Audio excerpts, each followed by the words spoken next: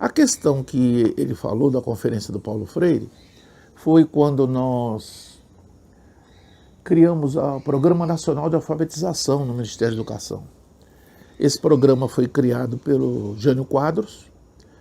O Jânio Quadros foi demitido ou renunciou à presidência, um episódio que a gente nunca sabe os detalhes como são, em 1961.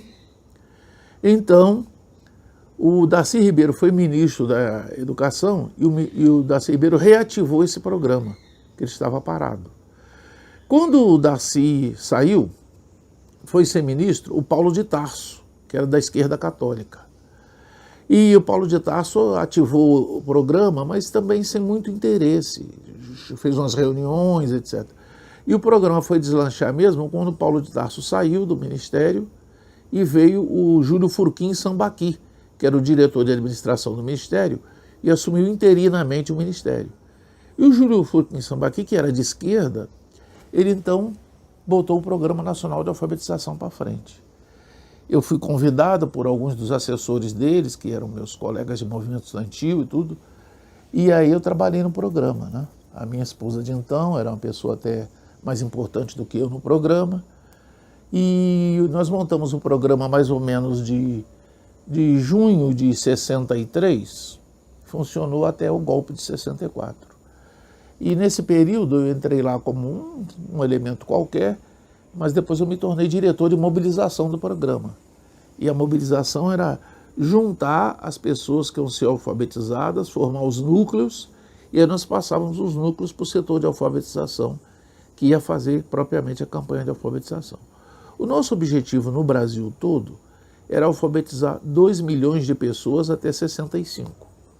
E isso, que é uma coisa boa para a força de trabalho, a pessoa ser alfabetizada, poder ler e participar do que está fazendo, era visto pela direita como um quiprocó, como uma descida aos infernos. Eles diziam que era um programa de comunistas, etc. Quando havia gente de todas as tendências ali. Nós fomos parar lá porque nós já fazíamos campanha de alfabetização na UNE, lá no Rio de Janeiro, e outros faziam em Pernambuco, outros no Ceará, outros em Sergipe e Bahia. Então, estudantes de vários lugares se juntaram e escolheram o método Paulo Freire, e o Paulo Freire foi ser um dos coordenadores do programa, né? E o Eunício, ele deve ter me conhecido, eu me lembro dele em várias reuniões, não sei exatamente qual foi a primeira vez que nós nos encontramos, foi numa dessas reuniões. Eu me lembro que eu encontrei com ele nesse programa. A partir dali a gente tinha um contato assim relativamente frequente. Ele era uma das pessoas que estavam trabalhando no programa.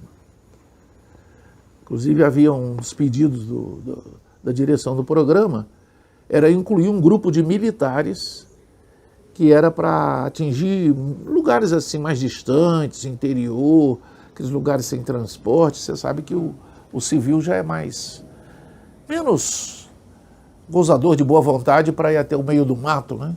Então, se você tivesse uns militares que também fossem alfabetizadores, você teria um espectro muito maior de alfabetização. Nós chegamos a montar uns núcleos. Quando houve o golpe de 64, nós tínhamos 30 mil pessoas no Rio de Janeiro e estado do Rio fazendo círculos de alfabetização. E em outros municípios, tinha em Sergipe, tinha no Ceará, tinha em Pernambuco. Então o programa ia ter uma amplitude grande mesmo. Mas como houve o golpe, eles fecharam o programa, acabou. Foi lá que nós nos conhecemos.